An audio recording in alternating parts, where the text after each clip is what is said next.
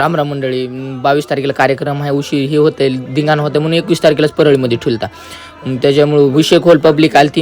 हे हनुमंतराय त्या रामाच्या मागे गेलो, आमचं मालक होतं तिकडे त्याला भेटायला. मग खिचडी बिचडी खाली. इकडे नितीन भायानं पाणी वाटप ठेवलं.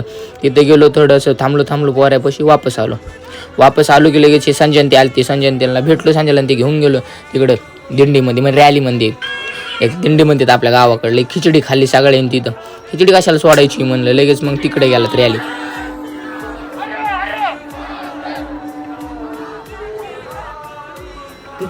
रॅलीमध्ये खूप जोरात लय पब्लिक होती, कमसे कम लाख जवळपास.